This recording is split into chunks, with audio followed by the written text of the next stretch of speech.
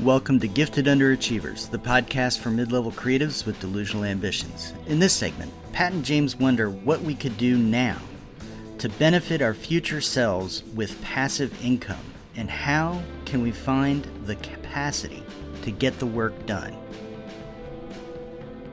Hey James, Yes, Pat. have you had any good ideas lately? Something you'd like to do creatively that you think would benefit future James by creating passive income, or what they call passive income? Yeah, future James. You know, I the thing I think, and I think we talk about this a lot, is there's always lots and lots of ideas, Yeah. but the capacity to execute on those ideas is just not often there. And what's the problem with capacity from your point of view? Is it what is it? Well, I think it's the shared thing, which, so you and I were both really busy with our job as, editor, ghostwriters, et cetera, et cetera. And that takes up a huge amount of time. And there's just a lot of needs, and you have to be responsive. I think we both feel a huge responsibility to the people we work for, Yeah. because they're paying us, and we're not cheap. So we feel a real responsibility around that to be there for them Yeah. and give them our best. And so there's a bit of a caretaking thing where we do more caretaking for them than we do for ourselves, perhaps. Mm. Maybe Yeah. that's a little bit of it. But it takes up a lot of time to do Yeah. that. And then there's, as our listeners are well aware, just life, right? Yeah. So trying to do all the life stuff. And so it really comes down to just not enough hours in the day. And Mm. wouldn't it be nice if, well, if we had enough passive income that we didn't have to do so much of the work job, and Mm-hmm. do more of the things that more caretaking for ourselves. We Yeah, could right. we could be our own client. Yeah, that'd be cool. Yeah. So what do you think? Is it possible to make that initial time that you need in order to generate the kind of creative output that's going to give you income?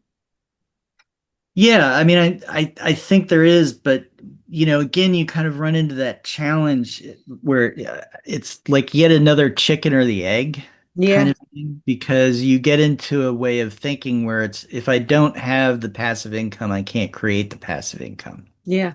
Right. So then you go out, you look for examples, you gather the context, right? Mm. And a lot of what you're going to see follows, I think, a storyline or a narrative that is, I busted my ass. I got up at 4 a.m. every day and did 2 to 3 hours of this, and then I went out and market, and it worked. Yeah. Right. And I'm not sure that's necessarily right narrative to have in our minds. No, I agree. Okay, so I'm having a thought now. Passive income, in my experience, it's not passive because you have to create the thing that generates the income, right? So in my case, I've written a nonfiction niche book for writers. It brings me in a certain amount of money every year. It's not a lot. I've got my infamous pleasure journal. It brings me in surprisingly more money a month probably than my other book does, but yeah, around that. My other book seems to sell in spurts.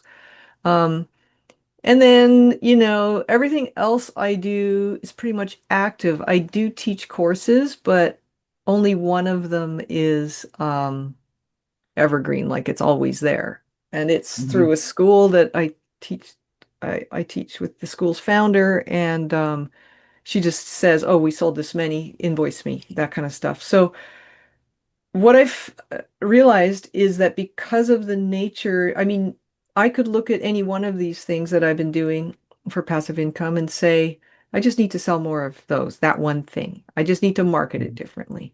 But the beast is the beast in some ways. The thing I made is the thing I made. I don't really plan to go back and change it to be more marketable. what I think I'm realizing just as we're talking now is that for me, the key will probably be volume. Actually, just creating more stuff and letting it be imperfect. Um, and then, aggregating, I guess, enough creative products that and courses. Like I have more ideas than you could shake a stick at. And Mhm. if I stop thinking about, oh, the stuff I've already got out there, it's great, but I need a lot more of it to be able to move the needle in my ability to work less for paid work. Um, if I put that idea aside and just said to myself, it's like you have a baby, right? Suddenly your time is not your own, and you somehow Mhm. fit everything in anyway. Well, having a baby is a slightly different experience, but let's say you take up a new sport.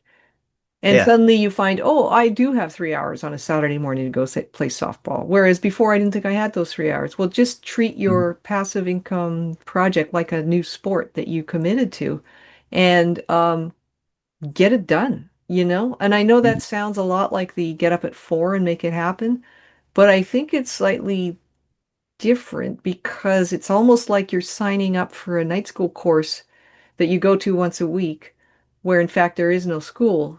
You're just going there once a week to do your shit. Because this, in my experience, the stuff I'm making doesn't take a super long time to make. I mean, the book probably took a couple of 100 hours to write. A couple of 100 hours is not much in the scheme of things. I work a 60-hour week Mhm. most weeks, or between 50 and 60 hours. So that's like 3.5, 4 weeks if that's all I do. But if I'm doing it, let's say 5 hours a week, then it's 20 weeks or 40 weeks. It's still more than one a year I could do. Right. So really being, planning it out, right? Kind of, So yeah. I'd like to have it done by this point. So if I figure it's going to take 100 hours, then can I do 10 hours a week? Can I do 5 hours a week? Can I do, Yeah. trying I to figure mean, it yeah, it's like making a date with your project. It's like now you're dating this project. You out. just met them on Plenty of Fish. You're going to find out in 3 months that they're not who you thought they were. Yeah. But in the meantime, you're dating them. You, Right. you got Right. date night, but it's with your next journal or whatever. Yeah. What do And you then you think? find out like I know I like this analogy because along the way you find out, oh, that person wasn't really telling me the truth about themselves. Yeah, And this commitment is far scarier than I I imagined. thought, yeah, and it's not as exciting as I thought, but I also it's not really working out the way I thought. So then you can stop, Yeah. right? So as opposed to rushing headlong and doing the super grind, which is like I'm gonna spend, you know, 5 hours from 4 a.m. to 9 a.m. I'm gonna do this, and from 9 a.m. to 6 p.m. I'm gonna do my work or what Yeah. have you. Yeah, which is unsustainable. I guess what I'm thinking now is making time for passive income create generation has to be sustainable. Otherwise, you're going to burn out. And Mhm. sustainability for me is don't grind it. Like, do not get up at 5 if that's not your thing. Or if you already get up at 5 to work, don't get up Mhm. at 3. I mean, you're a human Yeah. being. What do you think? Well, yeah, I mean, I think, part of it is we're both really, really busy. So grinding, there's just not even the time to do the grinding, right? Yeah. Um, so we need to think about it differently. So then it's like, can we slack back on some of our projects, Yeah. make time? That feels hard to do too, Yeah. right? So then I think, are there ways to generate capacity, Mm. right? And so that is probably more where I would go. Well, actually, probably the first thing I would do is downsize my ambition, right? Yeah. Good one. So, I tend to be very perfectionist. Like, there's most of my life, you would not accuse me of any kind of perfectionism at all. Let me see your laundry room. Yeah, laundry room, dust bunnies everywhere. My car is a giant dusty mess. Uh, but when it comes to this stuff, and so when I think, okay, I want to put out this book that helps people understand what a ghostwriter does, or with real genuine writing advice that I have picked up and that kind of thing, I get really overwhelmed because I'm like, it's got to be this, right? It's got to be really high level, perfect, perfect, perfect. But really, when people are paying, and really, what am I going to charge? Like $6 or something? Hmm. Because I want to make it very available. People aren't looking for perfection. They want the ideas. So They want just the put the information. ideas in a package, get it Yeah. out there, Yeah. right? So maybe that's downsize my expectation of what it needs to be. Yeah. And then find ways to, you know, uh, be more efficient in other aspects so I can create space. Yeah. Um, and there's a whole bunch of new opportunities to do that. I'm not going to go deep dive into like AI and all that kind of stuff, but I would look into that kind of things. How can Hmm. stuff that I do now that's just repetitive and not really getting me anywhere, but I have to do it. How can I find ways around that, right? Yeah. So that would be one thing. And then there was something that you said about getting more things out there so you have more uh opportunity, I guess, More aggregate more income. aggregate, which is this long tail idea, Yeah. which instead of thinking it has to be this one big giant omnibus thing, you could break it down into parts Hmm. and then release each part. Yeah. And maybe that's one way to do it. Yeah. Yeah. How about you? Well, that's it. My ideas are get more out there. And as a way of getting more out there, consider dating your project. I might get my project to send me flowers. You know what? I need some romance. And then I like your yeah, get more out there and date your project. And I'm gonna take a leaf out of your downsize ambition. Um, because I also think I don't consider myself a perfectionist, but I like things to make sense in completion. Like I like things to be complete if I'm Hmm. selling them. And I think that I might need to let go of that idea because nothing is really complete ever. I mean, I've just realized when I wrote this module on genre for the course I teach in developmental editing for fiction that I should have dev- that I should write a chapter on genre for, and I mean the not genre fiction, but the broader sense of genre, like category and so on. Why it matters when you're writing a book that you know who it's for. Um, I should have. I'm going to put that in the second edition of the niche book I was just talking about, for writers. And so, um, even if that book had been perfect, I thought it was complete. It wasn't complete because I had left out an important part of the writing publishing landscape that I just didn't, Mm. it wasn't on my radar when I wrote the book 6 years ago. So stuff like that. I think, yeah, being a little more relaxed about what you think it needs to be and then just getting Hmm. it the fuck done. And if you need that to be candlelight and flowers like I do, That if, apparently, then get yourself the candlelight. And if you need that to be letting AI do some of the heavy lifting on parts of it, make it that. Yeah, and I don't want to, it's not just maybe there's like a remote assistant who can pick up some slack, For right? sure. Yeah, virtual You assistant type know, thing. Yeah. maybe it's leaning on a friend. Yeah. And then the other thing about the whining and dining is why not go on a literal date with the project, which is get out of the house, Yeah. go someplace where you feel comfortable, where there's something going on, like the person in the cafe doing their stuff. Yeah. So that it doesn't feel like this is just one more workaday project and I'm trying. Totally. I agree. I mean, just speaking of that module, I conceptualize it on a piece of paper first. It's a cocktail napkin drawing, except on a bigger sheet of paper.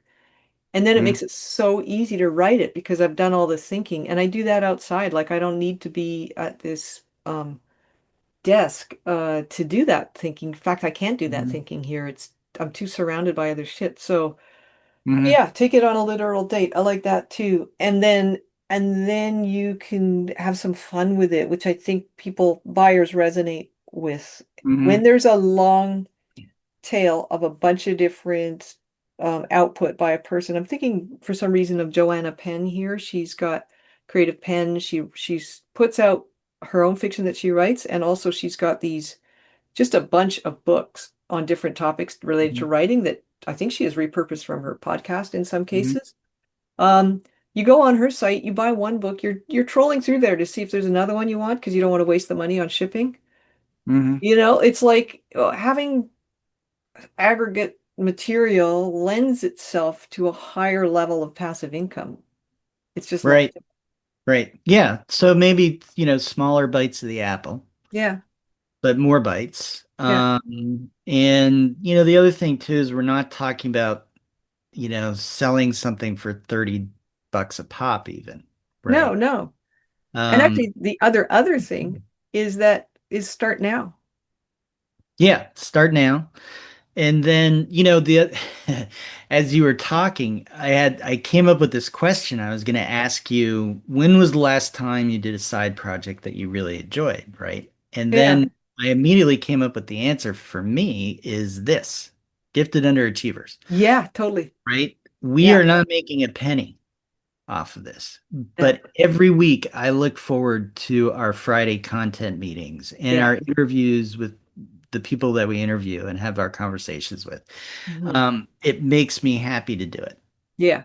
So I enjoy that a lot. And so I think that's also part of it too, is coming up with an idea that one, there's an actual use and a desire from others so that you have a market for it or an audience for it. But Yeah. two, how can you make it fun, or how can you choose something that just feels really fun? Yeah. Yeah. So And maybe part of it is partner up. maybe that's true. Yeah.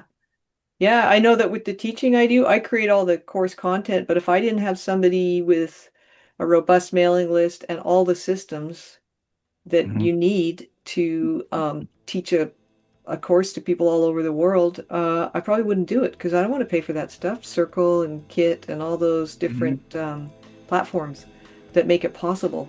So collaboration is a great way to do it. Yeah. Yeah. So partner up, form a trio, a little creative polycule. Right? How Little about that? creative polydactyl you, whatever they call it, polyamorous candlelight uh project creation. Yeah. So, the next question we can do for a future segment is who's in your creative polycule? Okay, looking forward. Thanks for listening to Gifted Underachievers, the podcast for mid-level creatives with delusional ambitions. We'd love to hear how we're doing, so please leave a comment, join our chat page, or send us an email at giftedunderachievers@substack.com. You can find us on Spotify, iTunes, and just about anywhere else you'd like to get your podcasts. Also, please, please, please hit the share and or subscribe button. We're free, always going to be free, and it really helps get the word out about the work that we're doing. Thank you, and have an awesome day.